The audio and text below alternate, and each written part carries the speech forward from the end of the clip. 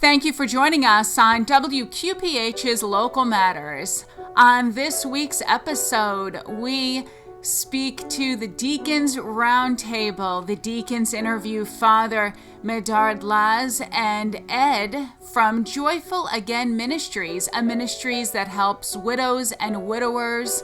And we have the special guest from our sister station, WSFI. A special thanks to Angela Tomlinson, who produced this episode. This is part one of a two-part series.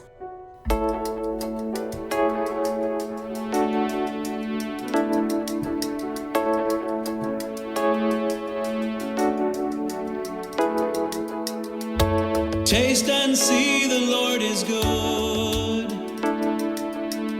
Drink from the cup of his forgiveness. Welcome and thank you for joining us to another edition of the Deacons Roundtable here at WSFI 88.5 FM on your dial. I'm Deacon Greg Webster from St. Raphael the Archangel in Old Mill Creek, Illinois, and across from me here is Deacon Michael Andy from St. Mary of the Annunciation, some little dinky church out of Chicago, and Deacon Dave Egan from used to be St. Bridget, but now he's down in Tennessee. St. Thomas the Apostle. Yeah, I knew it was one of them, but Dave Egan is joining us here again today, and we'll introduce our guests in a moment. But first, we're going to begin our show with the prayer. In the name of the Father, and of the Son, and of the Holy Spirit, amen. Lord, direct our tongues, pour on our lips the grace of your blessing.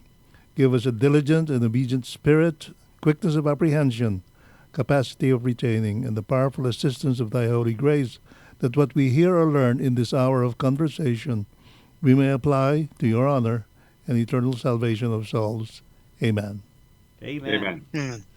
Well, joining us today is Father Med from and Ed Susmich, Milch, from Joyful Again, which we'll get into a little bit. But thank you, gentlemen, for both joining us on our radio show here. Father Med, would you like to give us a little bit of a background on yourself? All right. I've been a priest of Chicago for 56 years, ordained in 1969, and served as a parish priest in various capacities. And so I've been involved with a number of movements. I got involved with Marriage Encounter besides parish work, and then also got involved with working with the divorced and then the widowed. With the divorce beginning experience, and that led to starting a program called Rainbows for All Children. And so it's a 15-week program now all over the world. We estimate we've had about 4 million children who have gone through a life-altering experience, either death of a parent, a divorce, step families.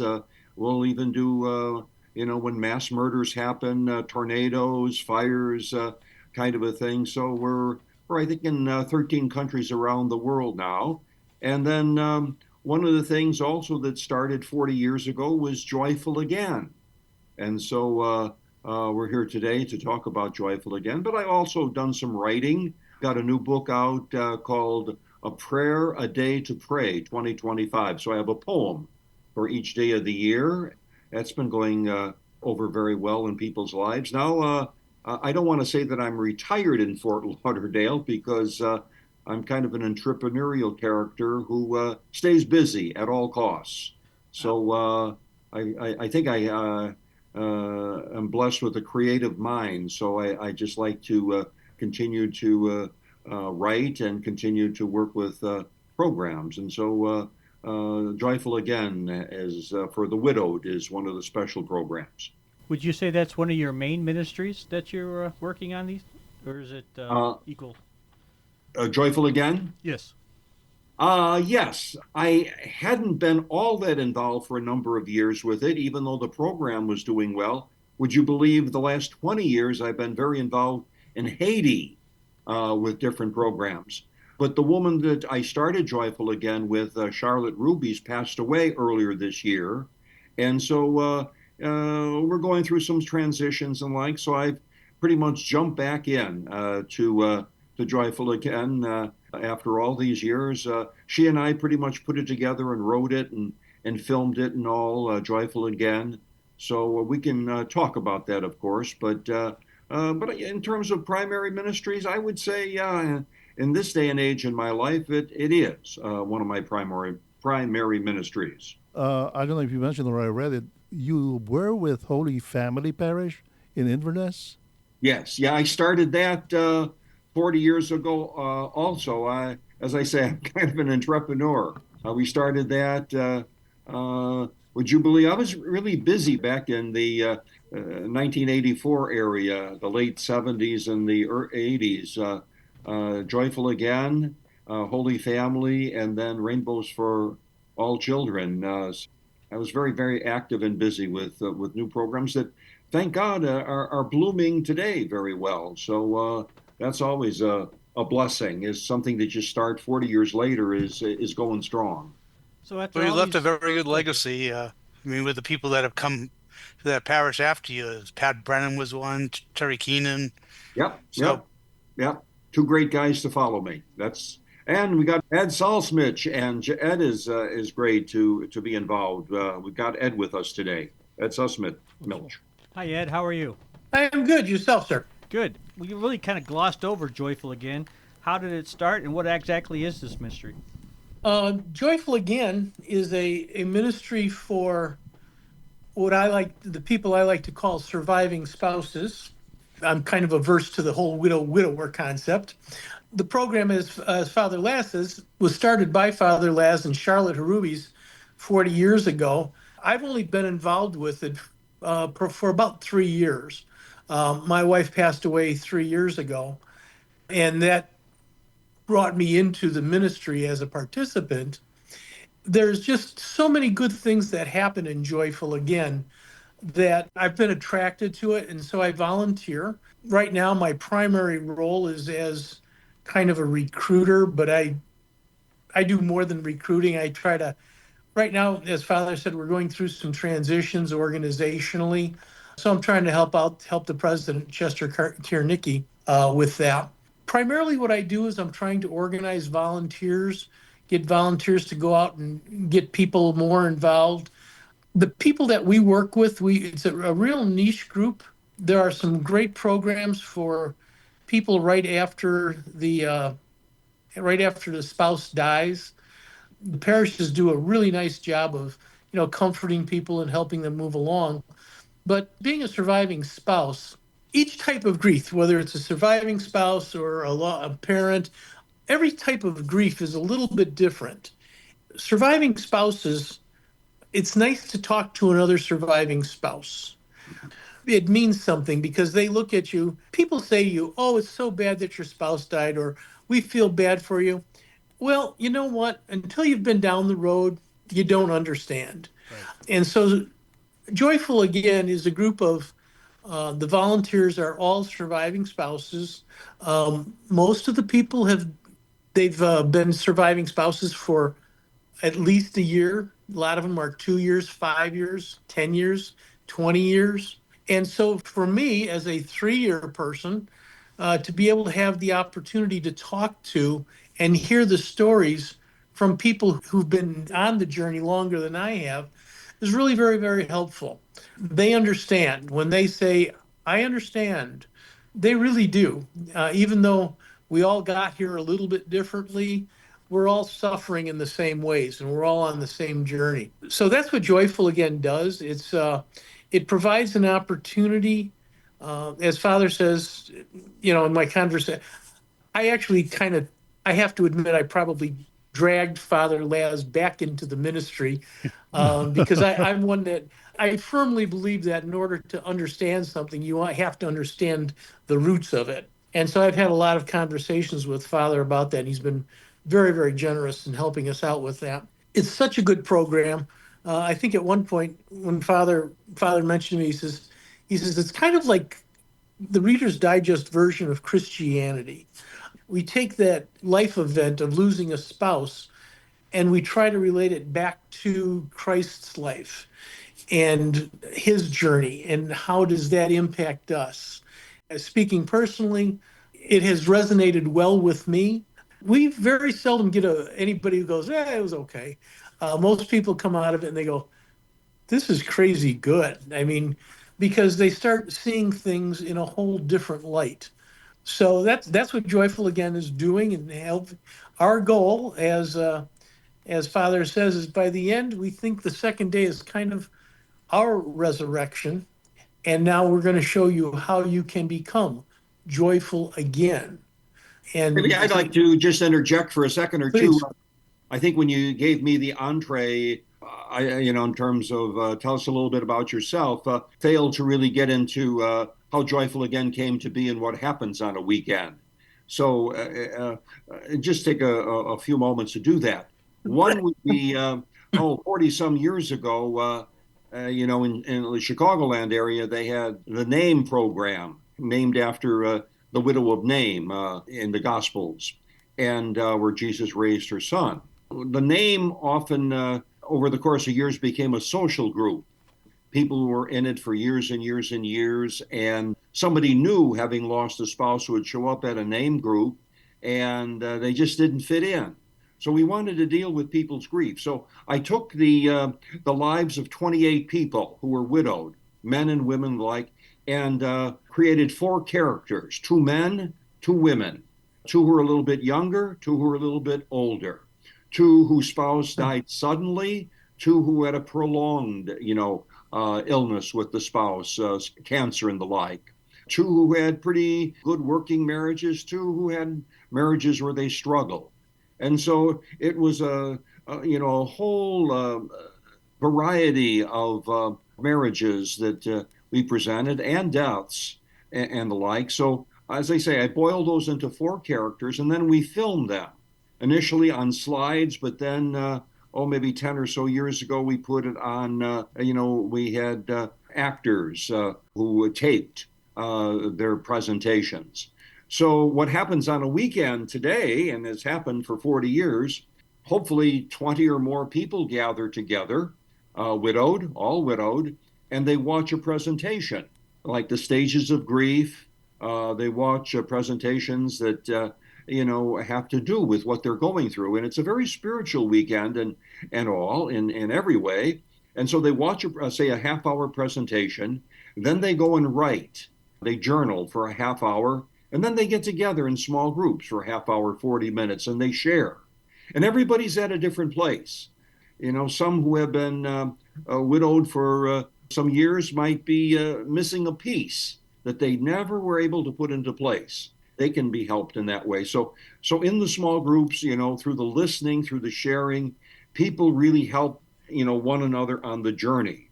So that on, Sunday, when we finish the weekend, they've really, see that they're not alone with what they're going through. And they've helped each other to understand, not giving them answers, but, hey, they're feeling what they felt as such. And, many, many thousands of people have made Joyful Again, not only in the Chicago and Joliet area, but we have, a group, we used to have one here in Miami. We have it in Las Vegas and other places around the country. So that's just a little bit in terms of what happens on a weekend and how the weekends came to be. Is this a weekend like in a retreat center, or is it at the parish, or how is this set up? Ed, why don't you? They're right now the majority of the ones that we are doing are in retreat centers, but we do them in parishes. So it's some of them are people stay overnight. In other ones, people go home at night and then come back the second day. We try to have flexibility. We try to present them in a variety of locations around Chicago so that people don't have to drive too far. If people want to stay overnight, they have that opportunity. If they don't want to stay overnight, they don't have to. Because what's important, as Father was saying, is it's the interaction with the other surviving spouses that's really important, is to be able to talk to each other. And as Father said, we're all looking for answers, and we're not in any position to give other people answers. But you may ask me a question, I might say, well, this is what I was thinking, and this is kind of what I did. Even though I don't know how many retreats I've done now, as part of as one of the volunteers. But even at the last retreat, we were talking, and I was talking with one of the other volunteers, and I said, I says, I'm really hung up at home right now because of a certain situation that I'm facing. And she said, well, she says, have you ever thought about it this way? And I thought, no. And just the fact that she was able to reframe the question for me, all of a sudden an answer was sitting there in front of me, which if I had been left to my own devices, I don't know how long it would have taken me to work through it, or if I would have ever worked through it. But that's the nice thing, is because these other people, they have a sense of what you're feeling. It's just nice to be able to have somebody who to play off of a little bit.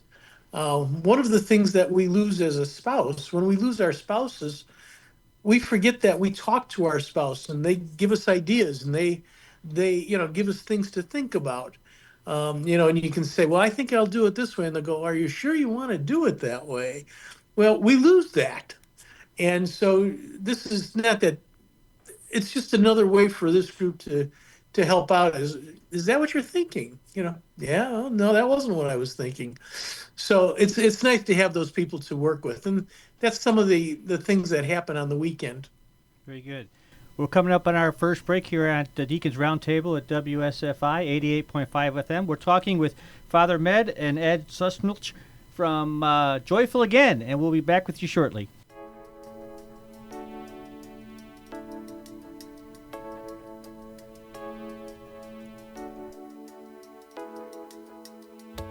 Taste and see the Lord is good.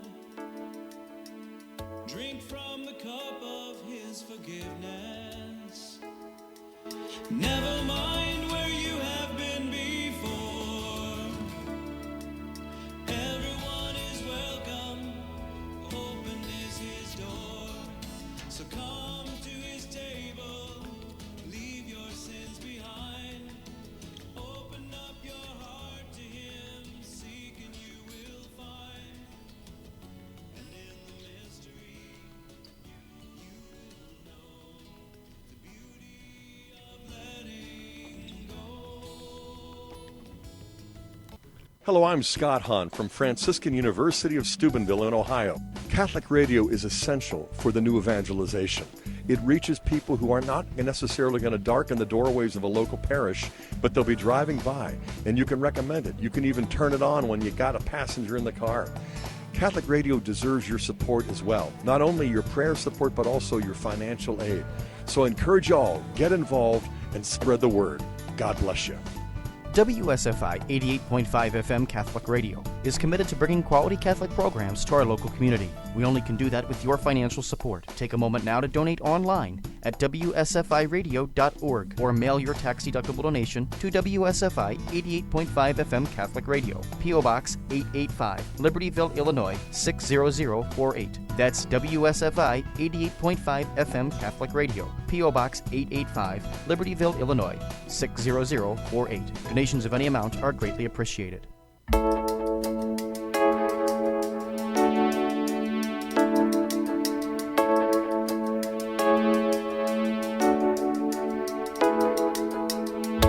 Taste and see the Lord is good. Drink from the cup of his forgiveness. Never mind. We are back here on WSFI and the Deacons Roundtable. We're talking with Father Med and Ed from Joyful Again. But I have to ask, Father Med, because of the generation that you're from, the priests I know, of course, we know that the great Father John Jamnicki is here at WSFI. Do you have a good Robert Prevost story based on your ministry here in Chicago? Okay. I'm trying to think. Well, of course, with the Chicago White Sox, at first there was a little bit of a back and forth. Was he a Cub fan, a White Sox fan? But I think that's all been straightened out now that he's definitely a White Sox fan. As far as stories, as I say, I'm 81 years old. My time framework would be more with his parents than with him. And so a dear friend of mine that I was involved with Marriage Encounter with 50 years ago, his mother and the Pope's mother were best of friends. And so we go in that direction. And then as far as a classmate of mine, Joe Saru. Joe was active in the Robert Provost parish on the south side in Dalton, Illinois, and very active with his mother. So they did many, many plays together, and oh, this is for at least a dozen years. So I was right. There was a connection, so that was good. So, very cool, and God bless Pope Leo. I have Mike, a question. You had a question. Yeah, it's from the point of view of a participant. Who would they be, and how would they know they're ready to join you? The for Joyful Again, the people, the participants that we look for are generally have lost their spouse more than a year prior to coming to us. There comes a point where, as you're going through the grieving process, you start looking around and going, now what? The parties are over. The people coming, the dishes that are, the cooked dishes don't stop coming to you. People stop talking to you. You find out as a widowed person that this is a couple's world. You go out to a restaurant, there's an even number of chairs. You're the odd person. And it's how do you start living with those kinds of things? And that's about the time where Joyful Again, when you start thinking about those things, where Joyful Again becomes very helpful. Because again, the people who are there, they've all experienced that. And so they can give you some thoughts about it. Occasionally, we will get people who will come who are maybe 3 months after the death of their spouse. And what we always tell them is if they want to stay, we welcome them. We want them to be there if they feel it's going to help them. But we also tell them, if you decide a year from now you want to come back again, you come back again. And because we understand where you're at. And the first year, they talk about being in the first year that they always tell you, don't make any decisions because you're in a fog in the first year. We try to fit in there after that fog starts lifting a little bit. So the people who come to us, they've been widowed for a little while generally. Like I said, a year, 18 months is kind of the sweet spot, maybe up to 5 years. But we do have people who come 10 years. And right now, one of the things that really resonates with me is that if we think about where we were 5 years ago, we were in the middle of COVID. And so the people who were dying, the spouses, they may not have been able to go to the funeral. They may not have been present when their spouse died. They didn't have the opportunity to be supported by their families because the families couldn't come together. So I feel very, very strongly that right now is a critical time for Joyful Again, because those people that lost their spouses in the middle of COVID, they're now at the point where they really need to talk to us. And so I feel just very, very strongly that this is a critical time for Joyful Again to reach out and help those people. That's very helpful information. It corrects my ignorance because when I think bereavement, I'm talking a few months, maybe a year. But I'm getting the impression, no, this is a process that goes over a certain number of years. Right. It's often been said in many, many publications and research that the grief process after a death of a spouse, would you believe, 4 to 5 years. Oh, wow. And, yeah, absolutely. Absolutely. I remember I went to my first Joyful Again at 8 months, which is early. Now, my wife had been ill for 6 years prior to that. And so a lot of that grieving had taken place prior to her death. And a lot of the people, when I said 8 months, they looked at me and they go, "Really? Are you sure you want to be here?" And I go, "Yeah, I'll be okay." And somewhere about month 12, 13 months after my wife died, some of the people at Joyful Again said, "Just so you know, the second year is worse than the first." Yeah, everybody, that's universally said. Yeah, we don't, and people generally don't understand that. The first year you're in a fog, you're numb. So it doesn't mean anything.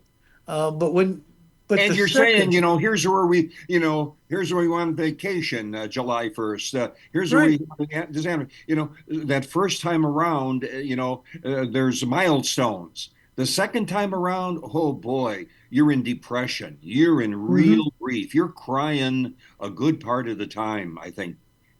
Yeah, it's it just sneaks up on you. You don't see it.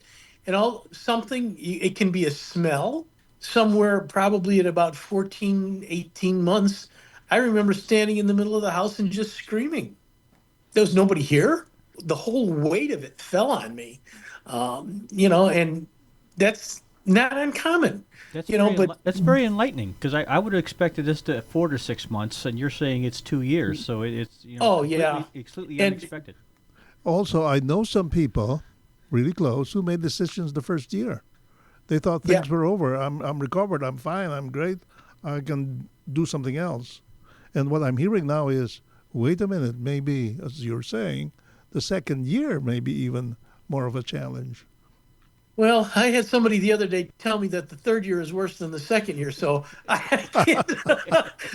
I'm afraid I can't tell you the answer to I've been that saying that yet. about marriage for 35 years in a row now too. So Well, I was telling some. I met I was talking with a priest yesterday at visitation in Elmhurst, and I said, I says, my wife. I was 70 when my wife died. She and I started dating at 18. Now, how much do you change between the time you are 18 and the time you are 70? You are not the same person at 70 as you were at 18. At least, kind of, we hope you weren't. thank God. Yeah. Um, and but those interim years, those 52 years, she was next to me. She was part of that change. You don't lose when you lose a spouse, you lose yourself as well. And that's the difficult part is who are you and where do you belong? It's really a very fundamental question that you start looking at and asking yourself. I mean, because that growth with that other person, we talk about it, two shall become one. You do, and when half of you is gone, half of your memory is gone, half of the stories are gone. The person who's going to correct you when you forget it, when you forgot it, that's wrong. That's gone. And so how do you recover from that? And where do you go? And that happens long after the first year. That's all the time we have this week. Tune in next week at this same time for the conclusion of this broadcast. Thank you for listening to another edition of WQPH's Local Matters. We hope you enjoyed the broadcast and hope you have a blessed week.